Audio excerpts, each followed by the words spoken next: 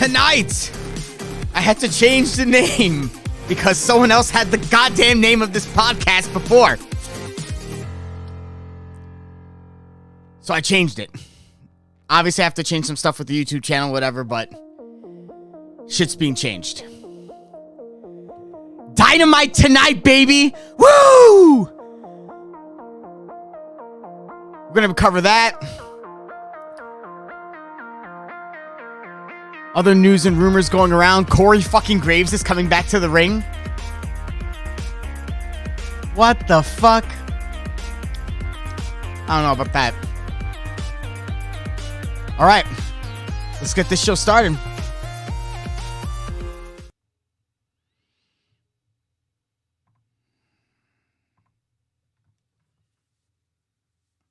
All right.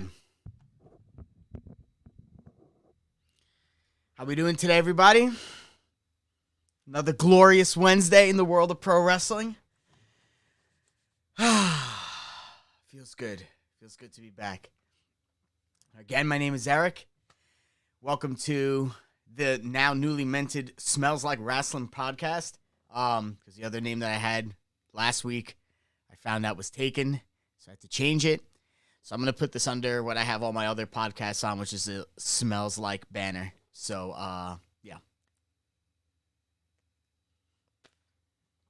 Anywho. Dynamite tonight was pretty good. Had a pretty good show. Punk and Wardlow, Sheeta, Deeb, Hobbs, Martin, Guevara, Garcia.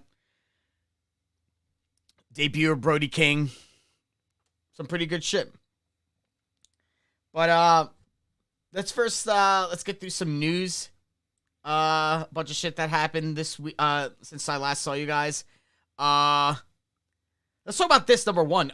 Corey Graves is going to wrestle again. First off, I didn't even know he was actually, like, training to be a wrestler. Or, like, was this a thing where, like, I don't know, he was getting his fucking prostate checked. And he was like, oh, doc, by the way, how's my head look? Let's say if I don't know, want to do something really weird and wrestle again. Can I do it? And the docs just looked at the paperwork and is just like, yeah, bro, you can. Unbelievable. I'm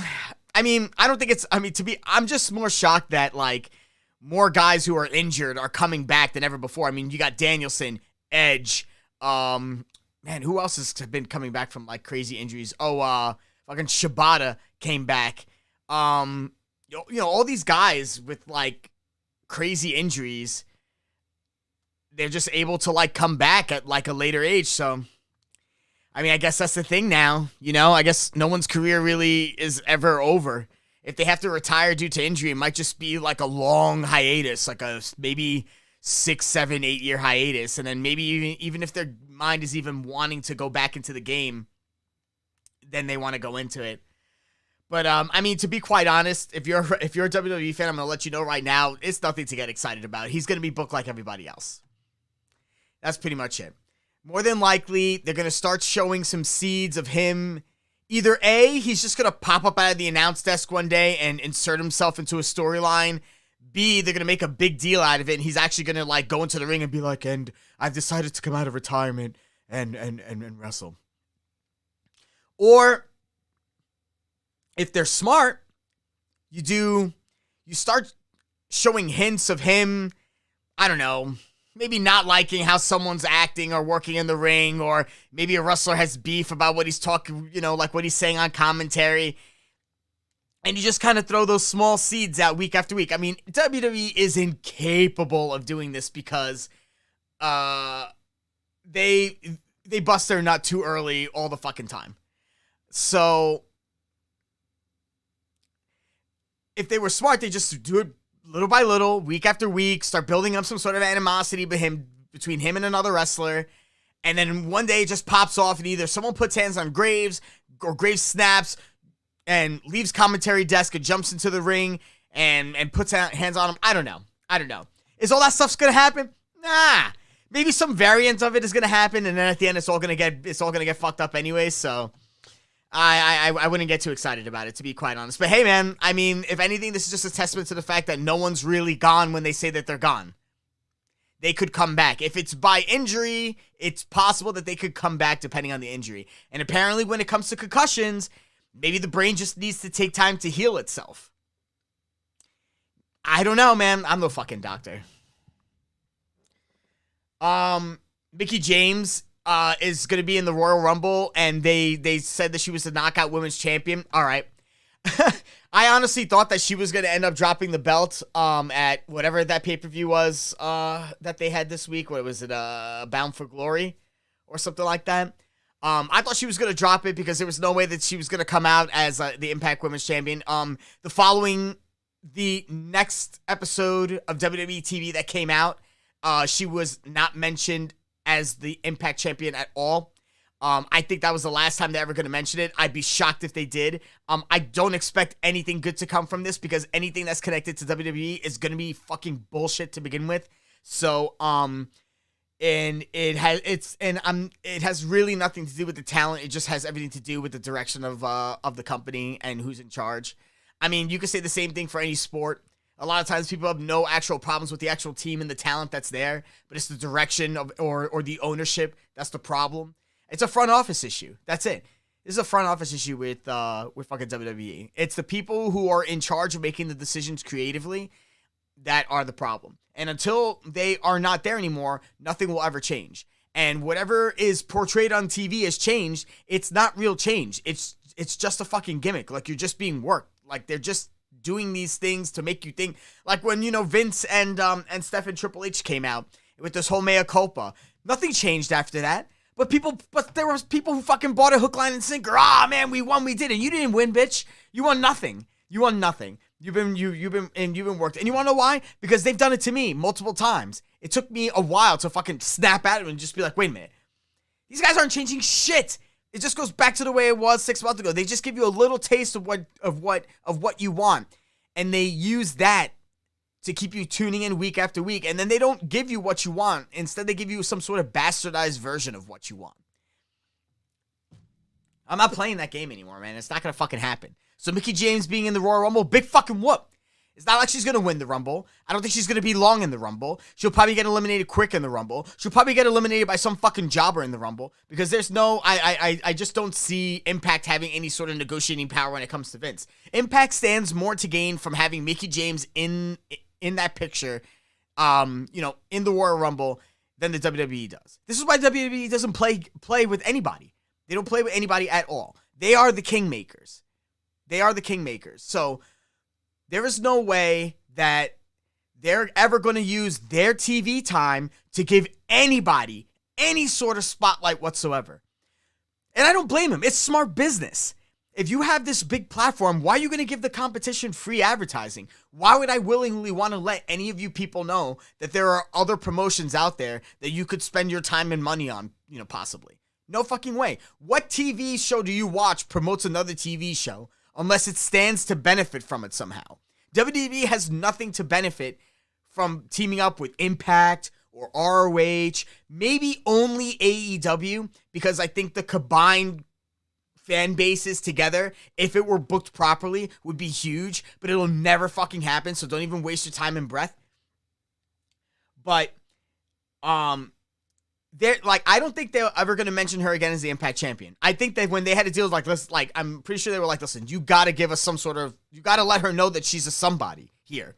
So they're going to say, okay, we're going to mention her that she's the Impact Champion. Okay. I think that's it.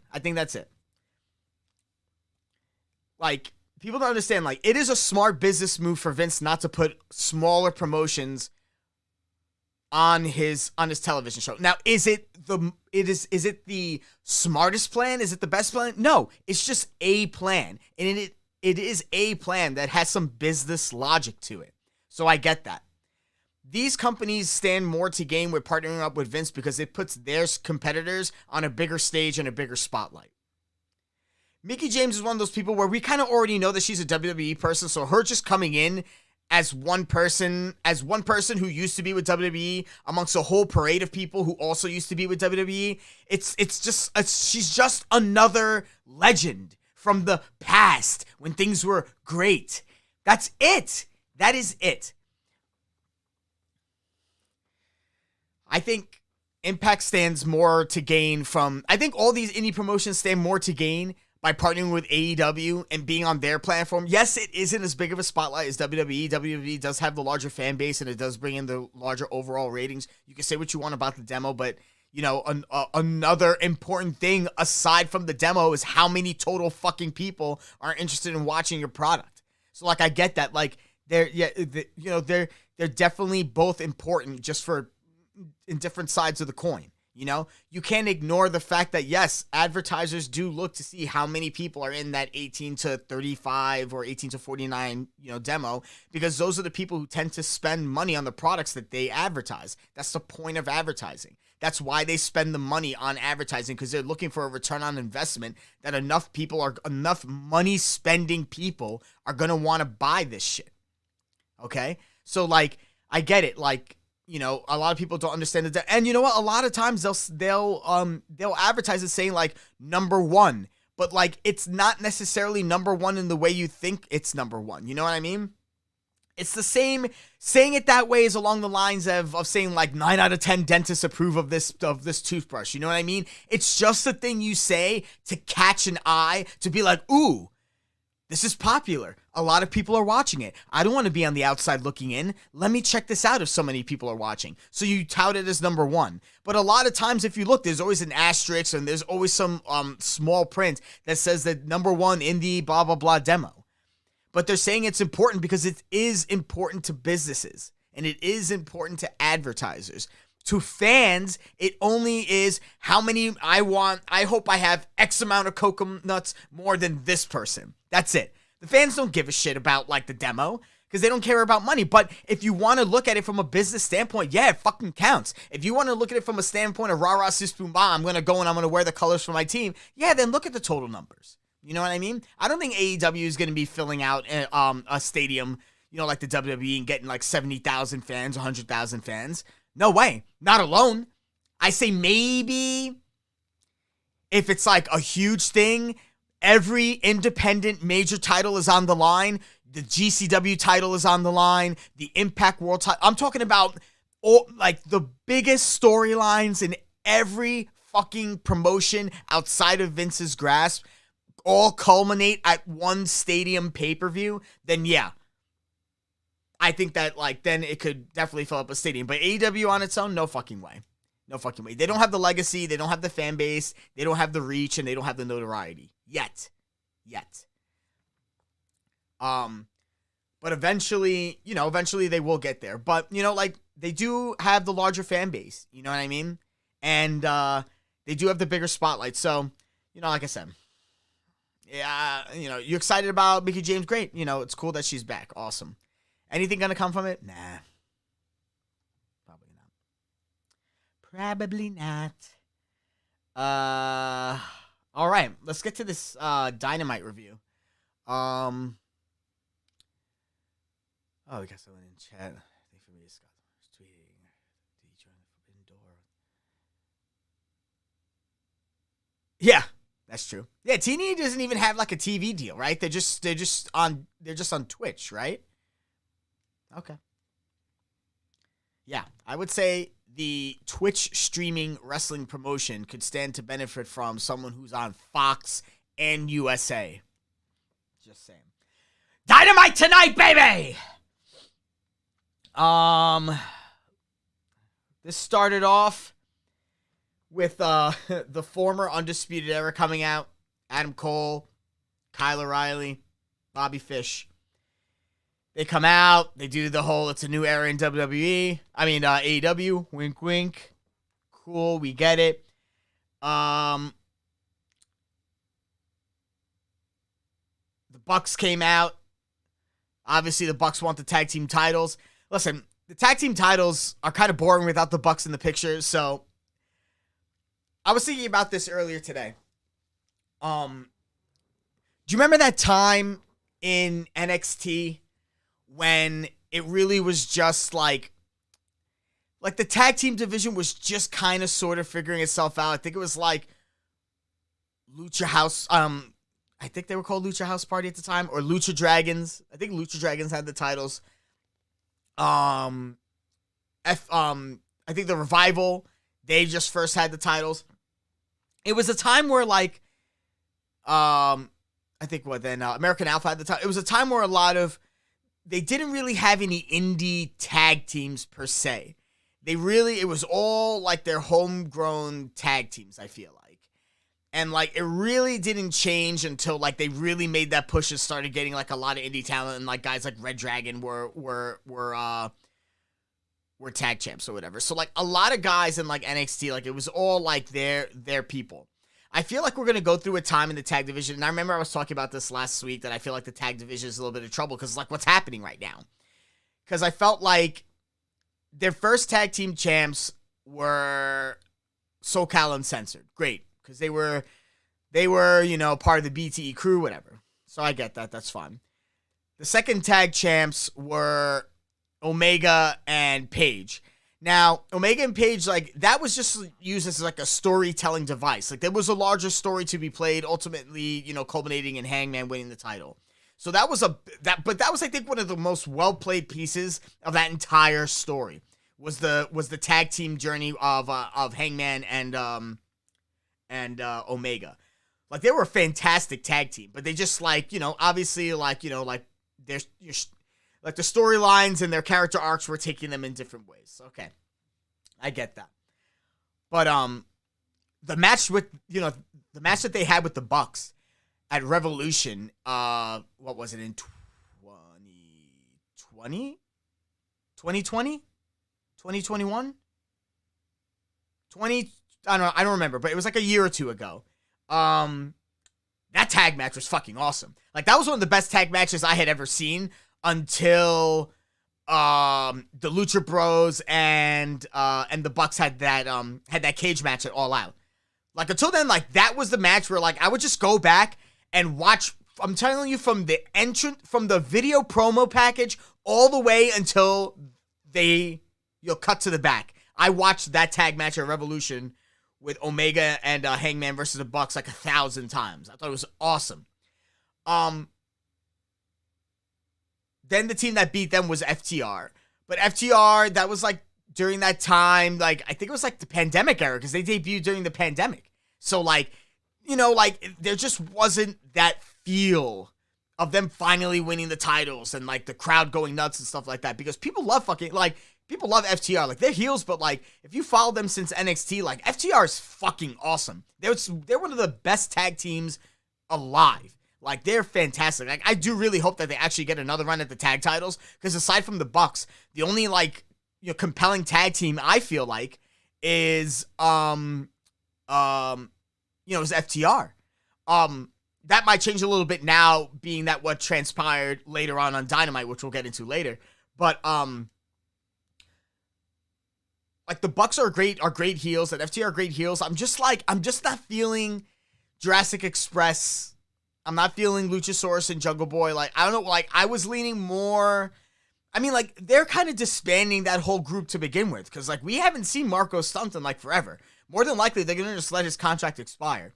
But, like, to be honest, AEW was going to grow out of a lot of the decisions they made on day one. It was inevitable. You know what I mean? Like, they were not going to have their identity day one. They had a framework of what their identity was, but the past couple of years has kind of fleshed that out. Like, they found their role with the storytelling once Tony took over and kind of like said, I'm doing this all myself. They started getting amazing talent. The signings of Danielson, Cole, Punk, on top of the negative press that Vince was getting from like the 100,000 fucking releases that they did. Like, that momentum, that, you know, things started filling up. Now they have stars. Now they have people who are worthy to be on television and have long matches and have the mic in their hand. You got guys like Darby that are fucking booming. MJF, like everything. But, like, there were going to be some people that just that weren't going to fit eventually. You know what I mean? Like, we started seeing less of, you know, you don't see any of the Joshis anymore. The only one Riho is the only one of, like, the Japanese female wrestlers, like, from the start that you really only see now. Like, you see, what the hell is her name? The fucking Freddie Mercury chick, and now she comes out, like, and she's dressed like a like like an Alice in Wonderland queen or whatever the fuck. What was the name? Emi Sakura. She's like they're not major players, and they're never going to be. They're those people who are for dark matches, who you throw into 6-man tags, who can kind of hold themselves in the ring. They're not going to get title matches. They're not going to get promos. They're not going to get TV time. And the only people, listen to me, everybody. The only people you should be putting on TV are the people who deserve to be on TV. Not because this person hasn't been around in a while. Make a storyline for them so they could get on. That's not how it fucking works. That's not how it works. There's a grand scheme. There's storylines that are in play. And yeah, it's your job to get yourself over. And yeah, you have to have like that time to be out there. But it's like, not everyone just gets time to make time. No, not Maki Ito. Maki Ito, I don't even care about fucking anyways, Boricua. I she's just another person who's like, whatever. She was like, that cute person who would just be like, fuck you, I want to see more of that, but I don't see enough of it. That's the only reason I would care. You know what I mean? Like they were going to grow out of people, You got guys like Joey Janela were getting TV time. Now they're only on Dark and Elevation. Sonny Kiss was getting TV time. He's only on Dark and Elevation, there are people that, they're just going to let their contracts run out. And you know what? To be honest, that's really nice.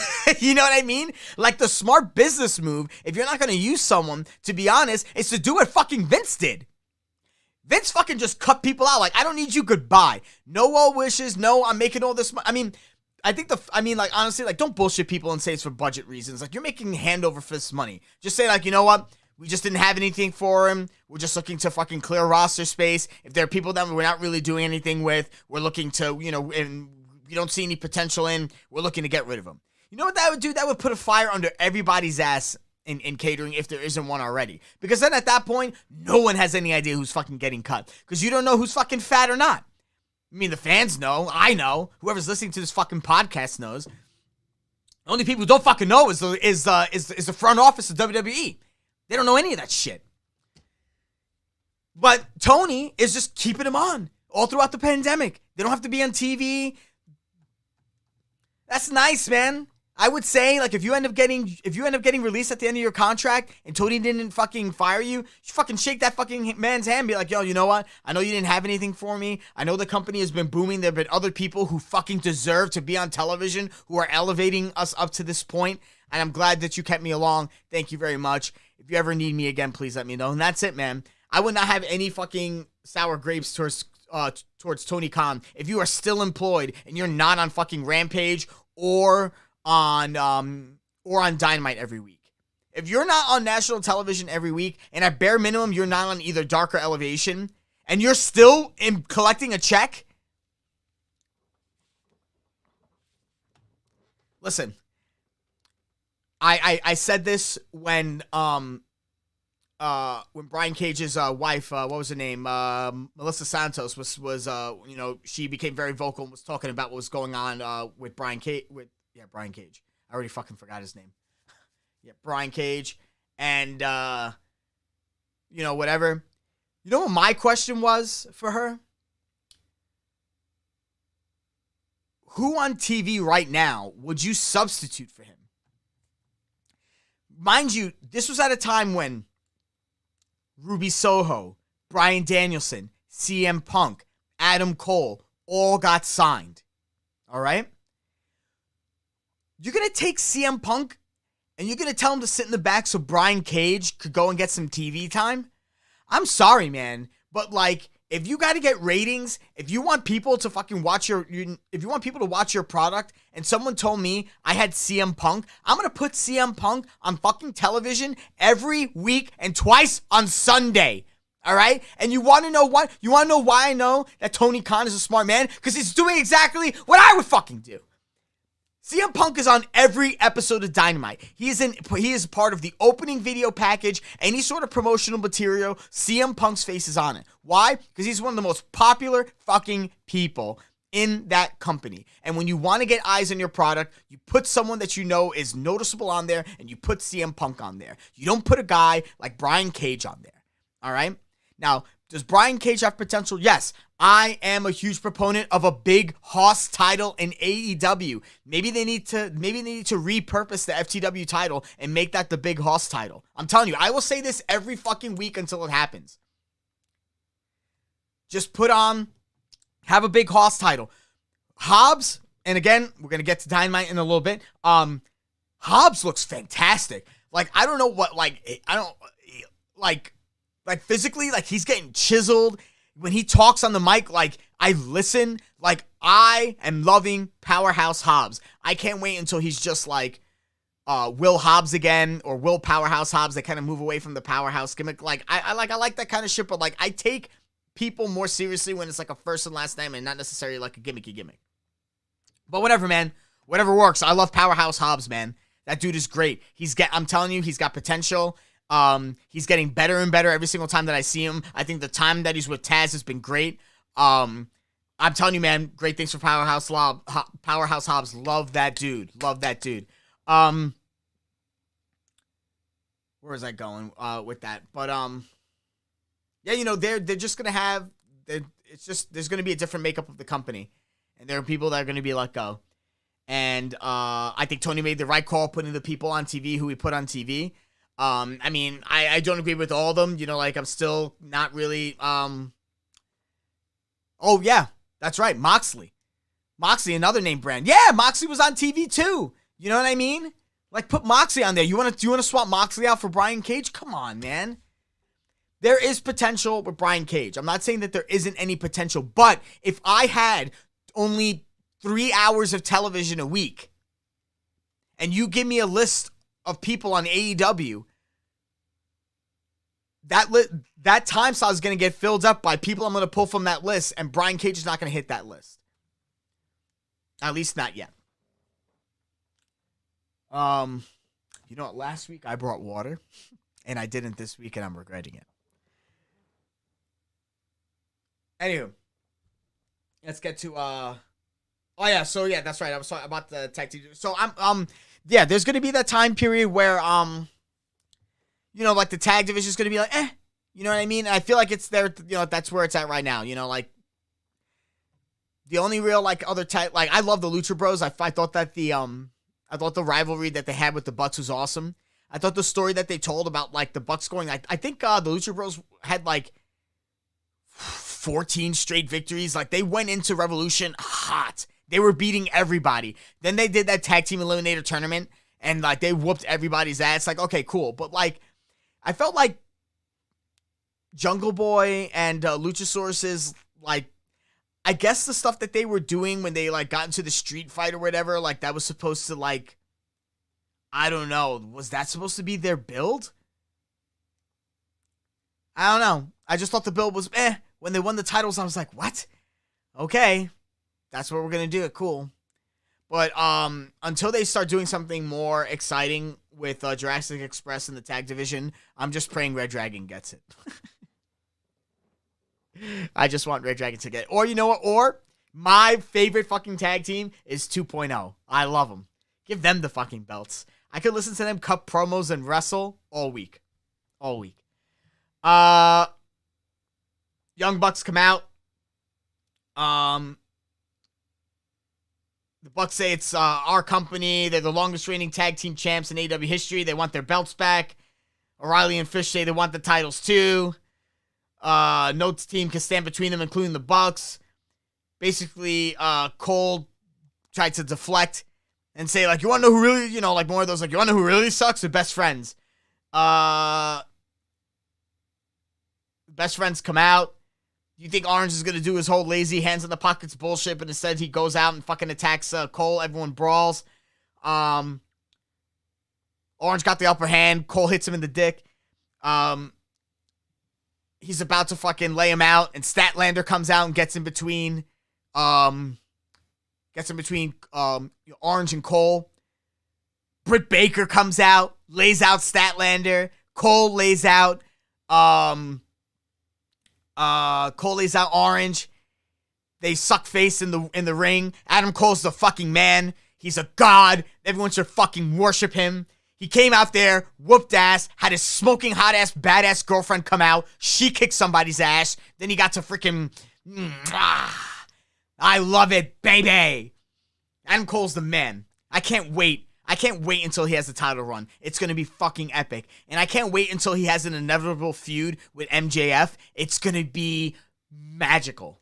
Magical. The problem is they're both two awesome heels, so I don't know who I would want in the babyface role. I feel like if they're heels, they could both be dickheads to each other. So I don't know. Depends on what kind of babyface you make Adam Cole. Baker and Cole kiss to end the segment. Nice. They do a video package on Wardlow. Cool. CM Punk beat Wardlow. Duh. I mean, we all knew that was going to happen. How it was going to happen? Telling you, man, that Wardlow face turn, it's fucking coming, man. They're building it up great. He put hands on MJF tonight. Even though it wasn't no striking or whatever, he grabbed him. I'm telling you. Here's my guess.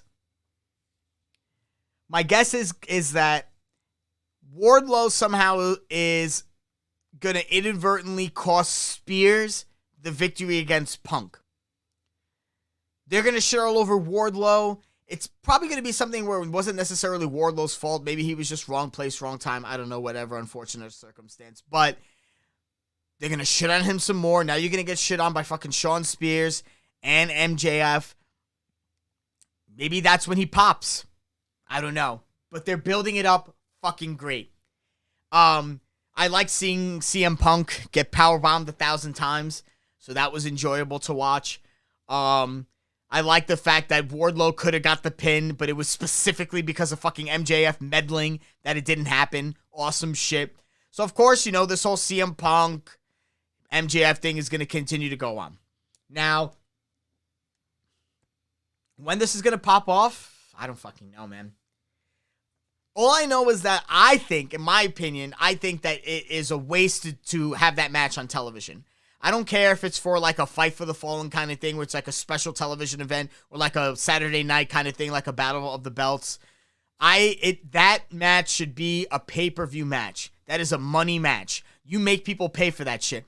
I would pay for that shit. If they keep on building this up the way that they are, and someone tells me you want to pay $40 to see Punk versus MJF, I'm gonna pay $40 fucking dollars to see Punk versus MJF. They could have an entire undercard of jobbers, and I will pay $39.99 plus sales tax to watch that fight. So good job, Tony. You already got my goddamn money, you son of a bitch. I love you. Anywho, yeah, they did the whole powerbomb thing. I'm not gonna go through I'm not gonna go through the match because to be quite honest, it was another storytelling device. It wasn't a match to be watched for its technical prowess. They was just shit that went on to further on this larger story going on between MJF and Punk. MJF, started getting all in his face, started poking him, whatever. That's when he grabbed him by the hand. Then Spears got in the way.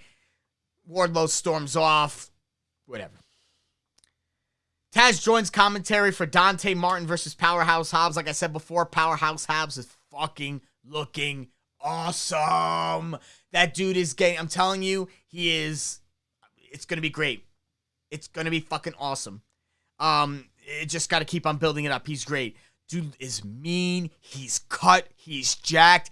He's getting better and better in the ring. I'm enjoying his matches.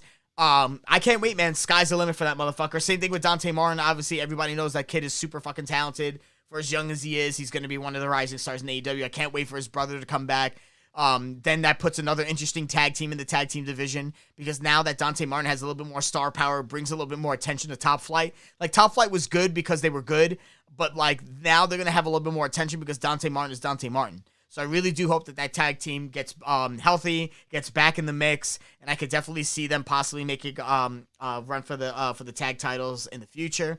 Even though I'll get to this a little bit later, but I'll add this on also. I thought it was interesting that Matt Hardy went into negotiations with Andrade without Private Party. Maybe this is going to be the beginning of Private Party going face and actually them making another run. I do think that having Jurassic Express as the tag champs does offer you one thing. you could set them up against all of your like B caliber tag teams and give them all title shots and give them a chance to shine, which is exactly what they're doing, having Silver and Reynolds challenge for for the tag belts on Rampage. So like I get that, there's logic in that. I'm just not. I guess when it comes to the tag team division, if you want to think of it this way, don't think about this being an exciting reign for Jurassic Express. They are going to beat a lot of tag teams that are not A quality tag teams, but maybe B plus, A minus tag teams. They're going to get a lot of wins under their belt to build up their credibility, because the next tag team, the next tag team that takes the titles is either A, going to have a lot more notoriety than Jurassic Express, or B, you have another tag team that you've been building up also to meet or surpass their momentum and beat them for the tag titles. So this is very much, I think, a transition period. It's going to build up Jurassic Express. They're going to have a little bit more clout going forward, but I would not say this is going to be one of those like epic title reigns that you're going to look back on and be like, holy shit, like this is one of the best tag team reigns in AEW history. It's going to be a reign. And more than likely, they'll have a more legit reign going forward if they keep the tag team together. I think Jungle Boy is better off on his own. I'm not really like a fan of Luchasaurus. I was in the beginning before he tore his hamstring, and I feel like now he just doesn't move as well as he used to, and I feel like he's less explosive in the ring, and I felt like one of the main draws to Luchasaurus was his size and his explosiveness, and the fact that he's not as explosive anymore, he's just, to me, another tall guy. But, and I'm not really, like, a fan of, like, the Luchasaur dinosaur gimmick anyways. Like, it's cool or whatever. Like, I'm not knocking him for it. It's obviously brought him great success. It's just not my cup of tea. Dante broke out in the ramp. Fucking attacked Hobbs, like, right off the bat. But that was a smart play to make. He's a smaller guy. You want to start off aggressive, maybe even start before the bell so you could get some kind of cheap shots on him to kind of level the playing field. Obviously, eventually, Hobbs caught up and started beating the ever-loving shit out of him. It was fucking great. He looked awesome. Dante had a pretty cool escape from the torture rack, which is those like knees and elbows to the head, which is smart. The only way he was going to be able to do that, as long as he wasn't hit with a fucking devastating move prior, which is going to keep him dazed. Obviously, he was going to be able to fight out of any sort of attempt in the torture rack. So awesome. I do like what do you call it? That what's it called? The Last Will and Testament Spine Buster. I think that's a fucking great move. God, I love Will Hobbs. All throughout the match, Ricky Starks was fucking around, stomping on Dante when nobody was looking, I love Ricky Starks. He's the man. Finally, they had Jay Lethal come out and basically stop Starks from, I think it was like a part distraction, part protection on Dante, and it led to Dante hitting his finish for the victory. I guess that's going to lead into a tag match between Starks and Hobbs versus Martin and Lethal. I still think that this is all leading up to Hook versus Dante Martin. It's going to be an awesome match. The way that they're building it up, if you don't think that this is where this is heading, then you're going to be I think you're going to be very pleasantly surprised when it does, because I think this is a great build. It's a great build for Hook. I think it's a perfect opponent for Dante. It's a perfect opponent for Hook there. It's a styles clash. You have Hook. He's not a high flyer. He's a brawler. He's a submission artist. You got Dante, who's a high flyer. So Hook is straight up Team Taz. I'm going to stretch you out submission guy. And Dante is just completely different. He's like more of a Leo Rush, more of a Matt Sydal kind of cat where they're flying around all over the place. So the problem, I think, is, and I think the problem if you are going to book that particular storyline is, Dante Martin is a rising star in the company, and I kind of don't want him to be booed as a babyface in this point in his career.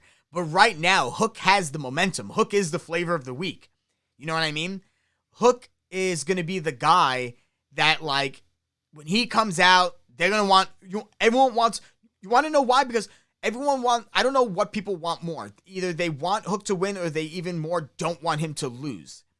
And I feel like the guy who beats Hook and breaks that streak and breaks that aura and mystique around him, people aren't going to be necessarily happy about it. I really feel like it has to be the right guy at the right time.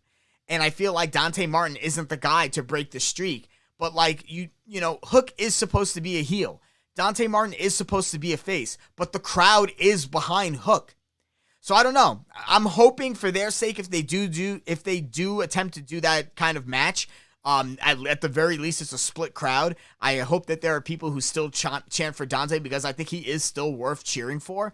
And they should cheer for Hook, because Hook is the fucking man. The way that they're building him up is awesome. He comes out, he says nothing, he beats the shit out of someone, and he walks off. That's it. And he looks good doing it. He doesn't look green. He doesn't look unsure of himself. He doesn't look hesitant. He goes in there like a fucking beast, and he fucking stretches guys out. That's the shit. That's what I want to see. That's what I want to see from a guy I've never heard of before. Because then I turn around and I go, take notice of that shit.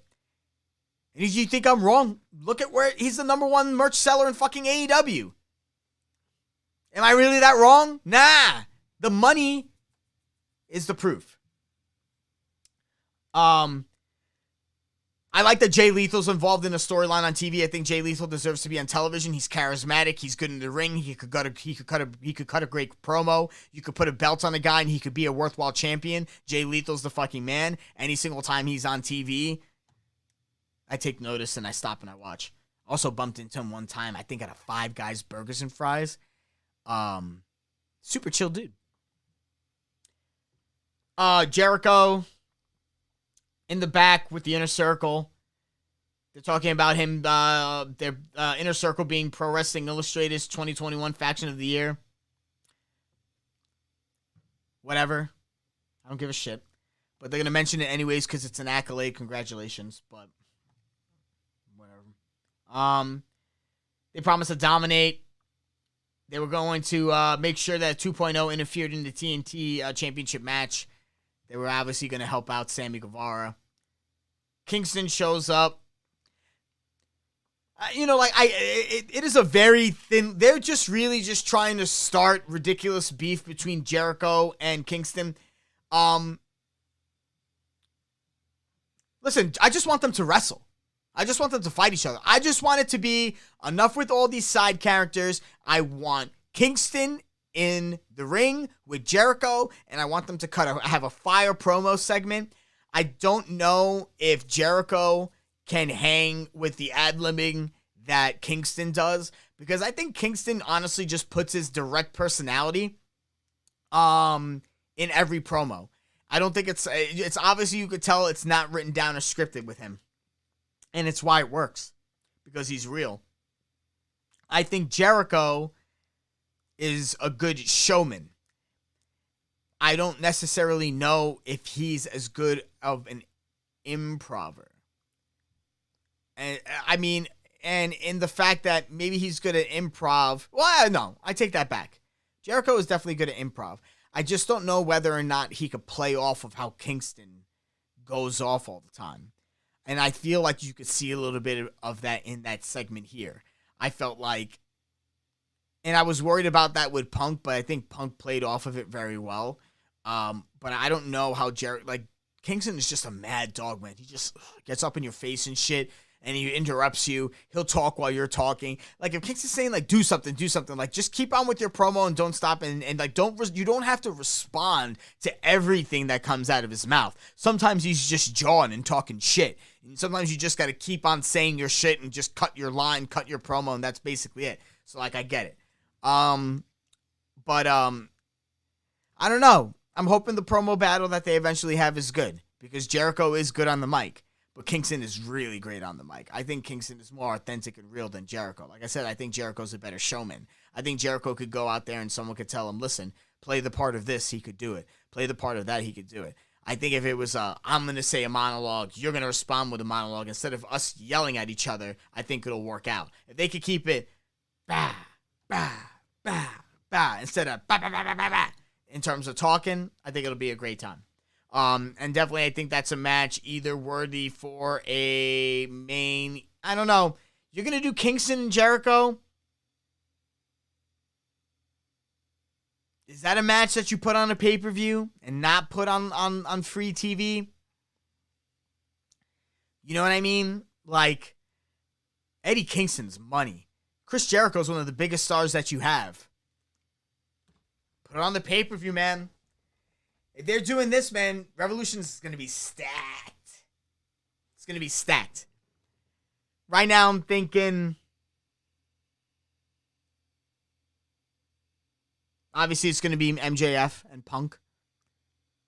I don't know who Hangman's going to be fighting that one. But, I don't know. We'll see. Anywho, let's, I digress. MJF came back out on the ramp. He's all fucking pissed off. Talking shit about Wardlow, calling him an oaf. I don't know if anyone caught that, but I caught that.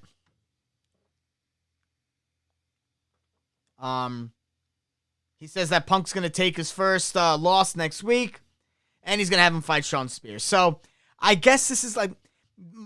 this is going to be is this going to be a thing now? Any single time someone has to fight MJF, they got to fight Wardlow, they got to fight Spears, they got to fight FTR. Like, I'm kind of just tired of, like, the MJF gauntlet every single time someone wants to fight MJF. And I get it's so that you don't want to overexpose MJF and you don't want to put him on TV all the time. I get that. But it's like, they got to be a little bit more creative than this one, because now, like, I just feel like I'm seeing the same MJF storylines play out over and over again. He's going to fight the same people. Now, eventually, he's going to start losing his cronies, and that's not going to happen. I get that. But right now, twice is too many. Or maybe even 3 times. Yeah, they did the Labors of Jericho. They did the fucking trials with Cody, or whatever the fuck.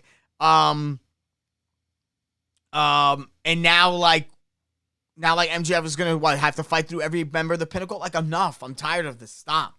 Stop.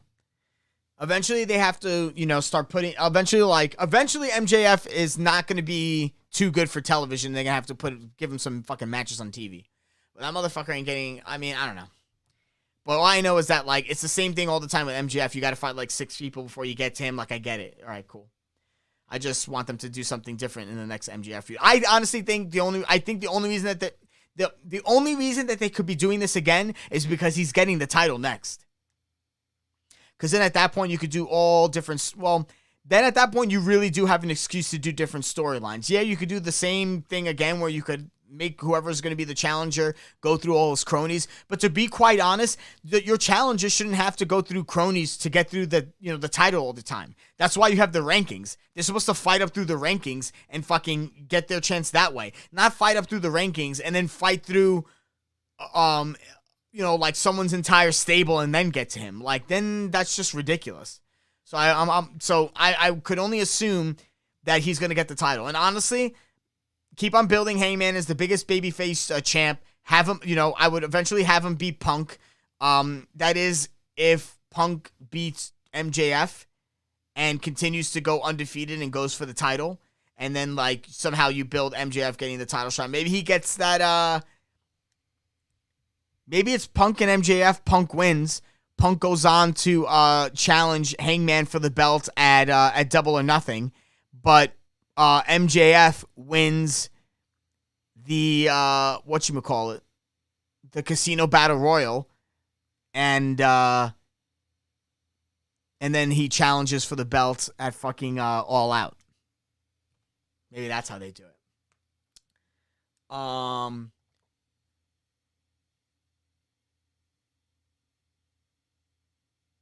The Super Click and Red Dragon backstage. Cole this was basically the, adding Britt Baker into the mix, because Cole immediately started talking about Statlander, saying, like, you were, I guess to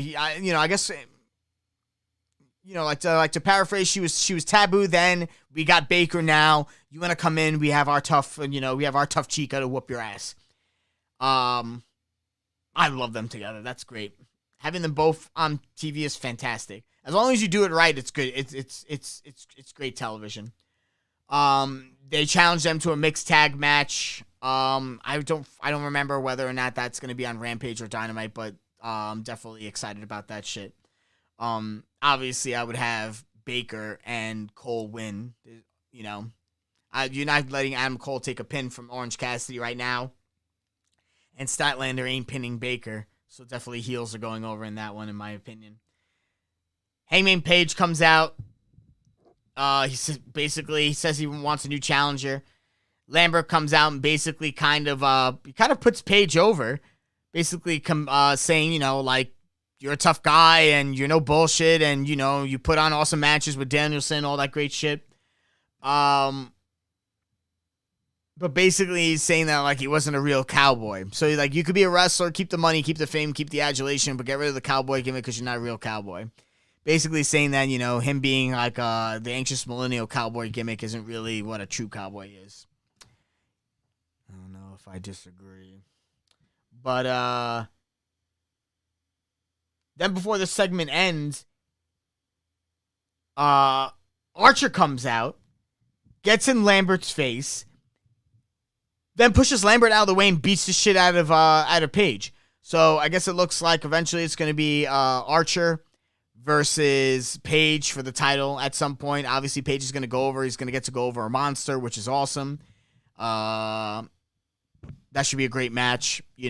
Page put on a good match with Brian Cage. So, but Cage is a little bit more athletic. Cole's more of a big monster man.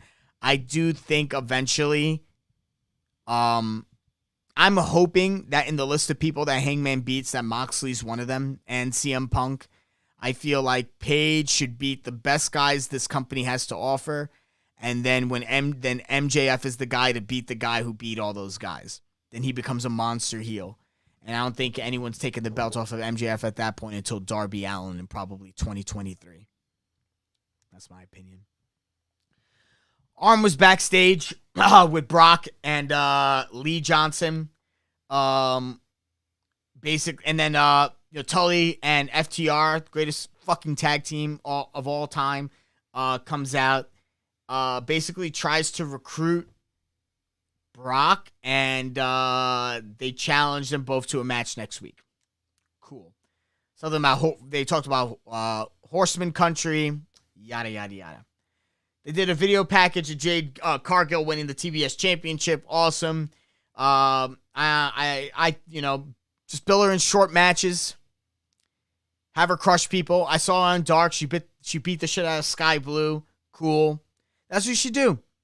Beat the crap out of all the fucking little people. This is what you do. You use the title as a spotlight to showcase some other people. To showcase the Sky Blue and other people on the roster who could, maybe, I don't know, not like Layla Hirsch again, because I feel like she's fought Jade Cargill a gajillion times, and the same thing with Red Velvet or whatever. So, but use that to showcase some of your lesser known talent. Give them some TV time.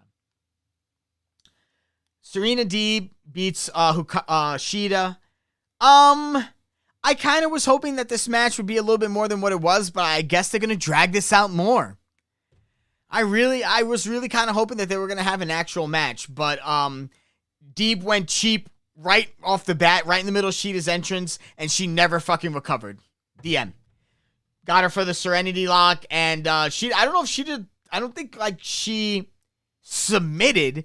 The ref just called the match. I don't know. I don't remember seeing a tap out or not, but this is going to keep on going. All right.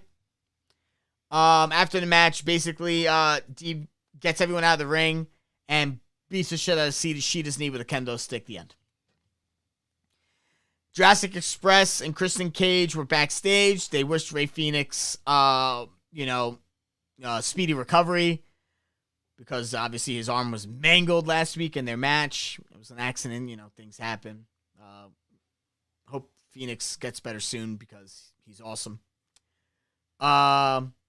Basically said, we're going to let anyone in the top 5 challenge us for the titles. Silver and Reynolds come out. They challenge them to a match. I love Silver and Reynolds. Every single time they are in the ring, they're fucking magic. They got exactly the push that they needed from Brody and the success of Dark Order on BT and their skits. I'm glad that they're writing that properly. They do obviously need time before they become tag team champs. It's definitely going to take a while before a tag team of their caliber ends up being champs.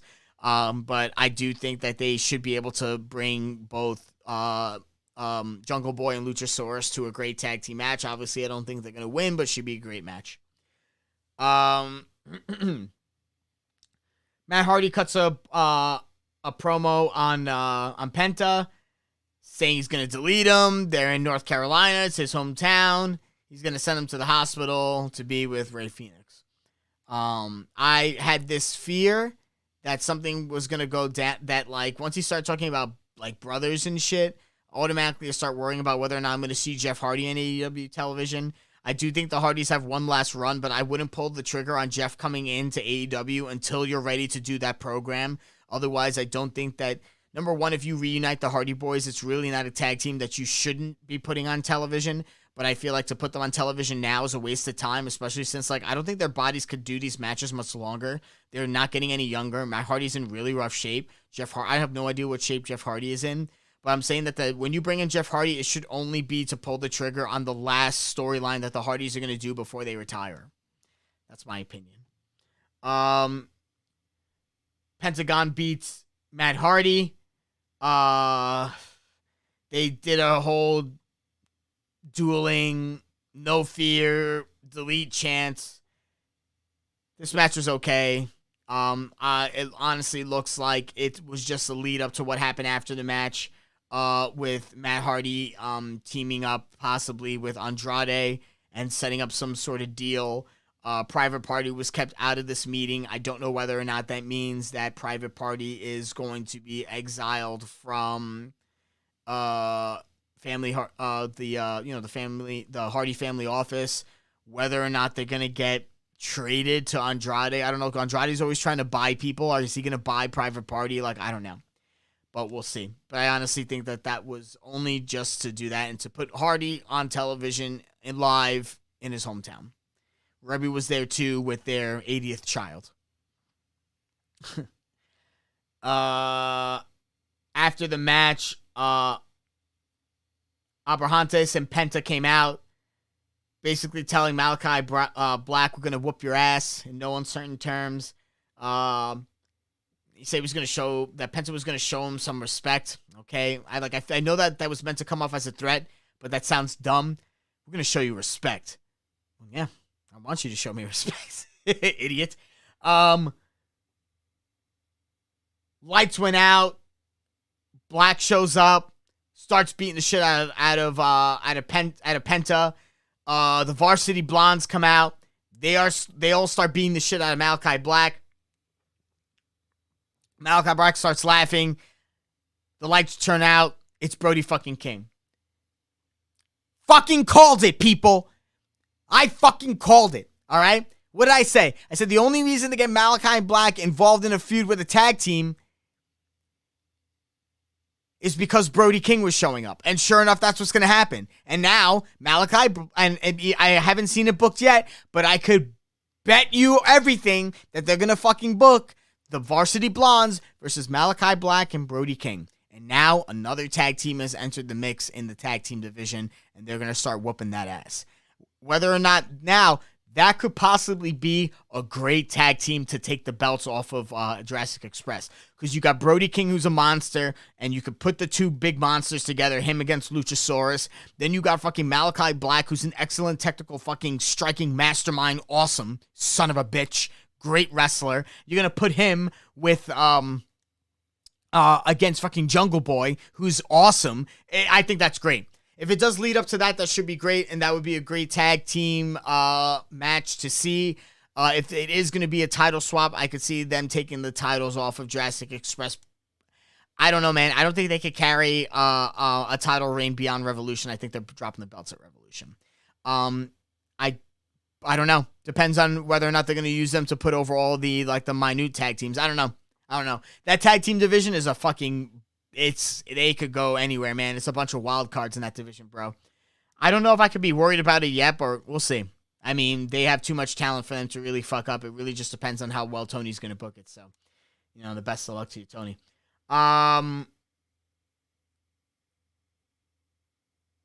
They are referred to as the Kings of the Black Throne, and they're the current PWG tag champs. So I'm hoping that they actually come out with those tag belts.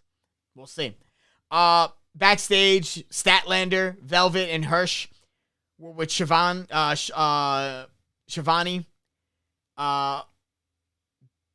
They talked to Statlander about her upcoming mixed tag match against Cole and Baker.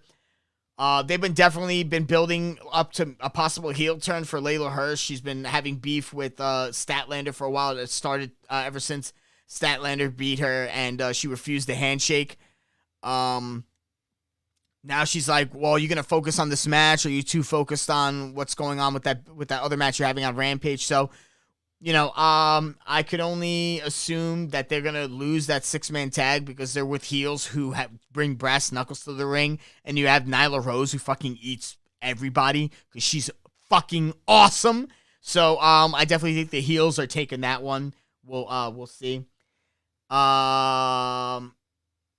The Acclaim come out. Weren't they supposed to have a music video? When was that happening? Wasn't that happening this week? Can someone tell me if that was supposed to happen this week? I'm pretty sure that, like, last week, they had a promo package saying, next week, music video. It's going to be a mic drop. Well, whatever. I haven't seen a goddamn music video, so we'll see. If I don't know.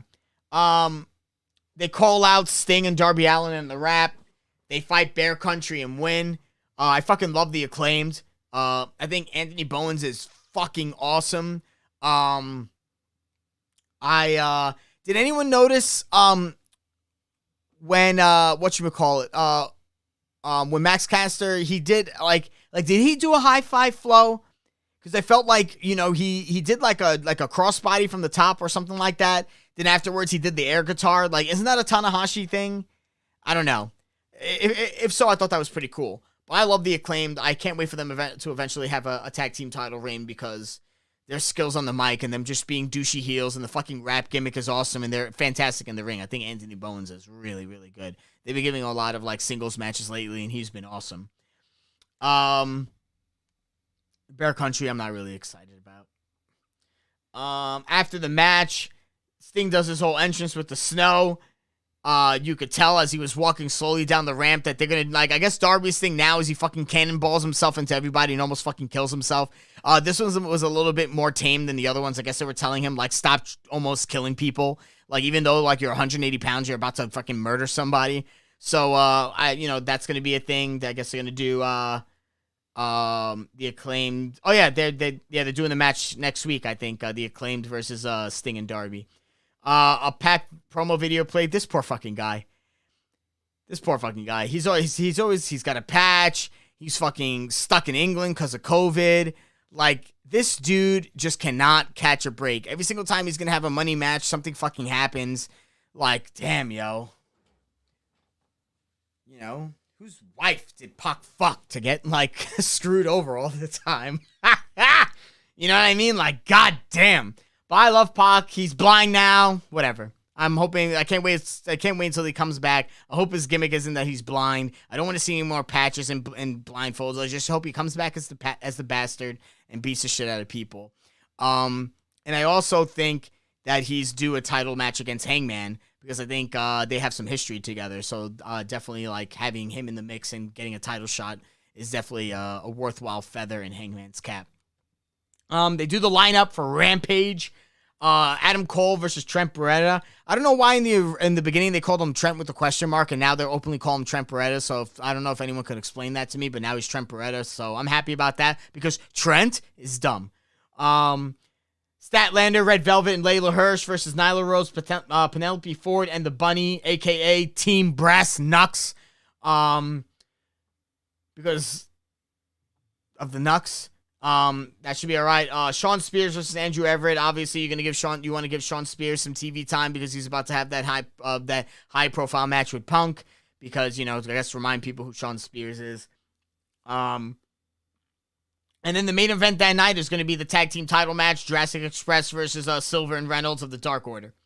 Lineup for Dynamite next week: intergender tag match, mixed tag. Adam Cole and Dr. Britt Baker, DMD versus Orange Cassidy and Chris Statlander. Punk versus Shawn Spears. Serena Deeb versus Sky Blue. So I guess Sky Blue was actually one of the women who helped Sheeta out of the ring Aside from I think like 2 other women helped her out. I can't remember who they were. Maybe it was Statlander and somebody else. Cody Rhodes returns. The eventual heel turn is continuing. Obviously, it's gonna be after the events of tonight. Cody versus Guevara for the undisputed TNT title. And to round out that Dynamite, it's going to be Sting and Darby versus the Acclaimed. They did a promo segment backstage. Matt Hardy talking with Andrade, saying he's gonna help him focus and offer to negotiate him a deal. They walk away to Hardy's office and leave Private Party behind. They show David Crockett was there to present the belt. Eddie Kingston came down to ringside as well to watch the main event for the night. Main event for the interim TNT title. Sami Guevara defeats Daniel Garcia. I love Daniel Garcia more and more each week. I love his intensity in the ring. I love the character that he brings. He's a no-nonsense shooter who likes to beat the shit out of people. Reminds me of all the reasons why I like Timothy Thatcher. Also, one of the people who I believe was released from the Performance Center recently. I really do like Daniel Garcia. I was actually kind of hoping that he beat Sami because I feel like him putting the interim TNT belt on him, is no big deal because it's an interim belt. I would even have liked even better if 2.1 cost Cody the title and Danny Garcia did become the undisputed TNT champ, because it'd be nice to have. I mean, like him 2.0, it's a good act. Garcia's good in the ring. He wrestles every week anyways, so you could still make that a workhorse title. You could use him to put over some other people who don't necessarily know, or some veteran guys to give this guy some clout. Obviously, they didn't go that way. They still went with Sami. He's the bigger star, so I get that. He's going to go on to fight Cody for the undisputed belt. 2.0 in the middle of the match comes in, jumps Kingston, jumps Jericho. The chaos ensued enough to cost Daniel Garcia the victory. Sami Guevara hits him with the GTH. That was enough. Knocked him out clean. 1, 2, 3. Crockett presented the belt to Guevara. 2.0 attacks Guevara after the bell. Jericho and Kingston end up coming in to help out making the save. But they exchange words again, so obviously that's going to continue to build up. The Jericho-Kingston feud will eventually end up being the Jericho-Kingston match, which is obviously a money match, so I'm glad about that. I just want their stuff to get away from the TNT title. Let the TNT title be about the TNT title and the person holding it, the person challenging for it. Get Kingston and Jericho away from this program. I think the point has been made. They got issues with one another. They're most likely going to have a blowout in the ring that will end up leading to a match. Let that shit happen already. Because there ain't no more. I think there's no more juice left to be squeezed from that match. Let's take a look at the chat. Ooh, Platinum Gushers, nice. Nah, I had I think garlic bread strain. That was good. WWE joined the Forbidden Door. Oh, Scott D'Amore tweeted that. Yeah.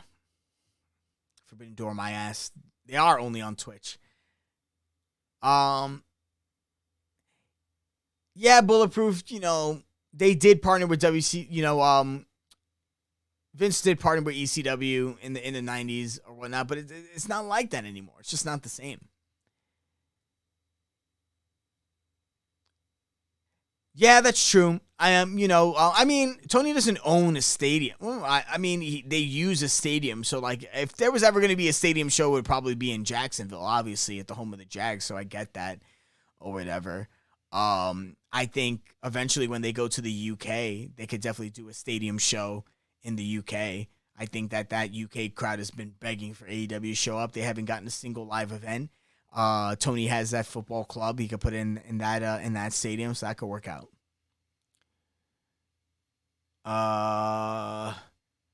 Lethal versus Hobbs would definitely be a great match.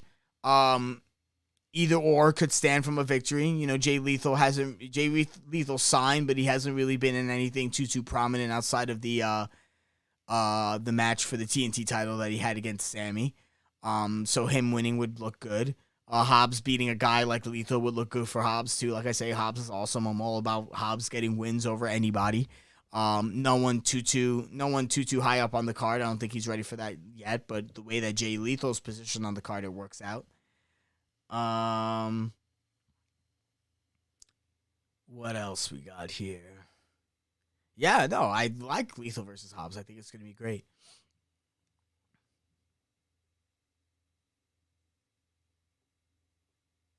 Yeah. Yeah, the way that Kingston cuts his promos, it's hard. Like, unless you know how to handle yourself very well, or you approach your promos like he does and do it like just so personally. You know what I mean? Like, it's him. There is no character Eddie Kingston that is Eddie Kingston. You know, probably like dialed up to 11 or whatever. But like, if you're not bringing that same sort of intensity to your promos with him, like he's gonna walk all over you on that stick. He's going to walk all over you on the mic. Yo, I'm not the one who said that buying people was a thing. It was Andrade, you know? He's like, do you work for him? How much to buy him? You know? I don't know. We'll see. I feel like Andrade's always trying to buy people to make a stable and ain't fucking working out. Like, yeah, he's like, I don't know. Is he with the House of Black? Does he work with the House of Black? Like, I don't know. Yeah, Malachi and Jungle Boy in the same match is money. It'd be awesome. That would be a solid tag team match. And if you give Brody and Jungle Boy the titles, that ain't a bad thing at all. Yes, and Anthony Bowens is money. He's great on the mic. He's great in the ring. He has a great look. He's in a good tag team with a good gimmick. I think he's awesome, and I think the sky's the limit for him. I think he could even be a single star if he wanted to. Same thing with Max Caster. They're both two talented enough individuals that they would be successful as a tag team and they would be successful as single stars. But I wouldn't necessarily make them single stars now, because right now you want to build them and establish them as a tag team and really start, like, you know, let their singles runs build off of the notoriety of their tag team legacy. You know what I mean? Have them build something in the tag team division first. Then if you want to split them up, you can. But they've already had them in singles matches already, and they've been fantastic. So, you know, only on so I think they're great. All right. So, well, I guess that's pretty much, that was the end of Dynamite. Pretty much talked about all the stuff that I thought was basically noteworthy. So yeah, if you notice, getting a little bit better on the production quality. Hopefully, you know, it obviously change and evolve over time, but, you know, I thought this was better than actually having that, you know, my entire apartment on the fucking biggest gigantic screen. So yeah, so definitely some cool and exciting things coming into the future as the community we have here grows, and you know, I start getting a little bit better at all this. But yeah, so thank you guys for tuning in. Guys in the chat, appreciate your participation as always. Next week, actually, let's check and see.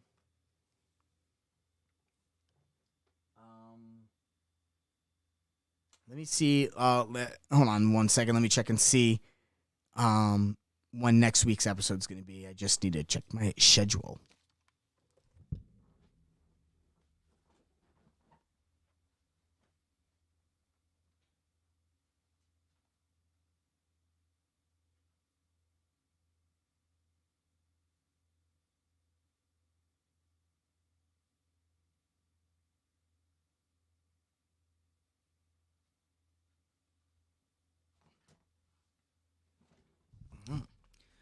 All right, so probably around same time next week, a little after Dynamite.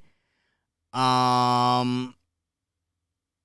I'll be watching it a little bit late, but I'll be fast forwarding the commercials, so you know, it'll definitely be after Dynamite. Don't know the exact time yet. When I do, I might, once I figure out how to put those like set a reminder things where like a show's actually going to start at a certain time, I'll do that.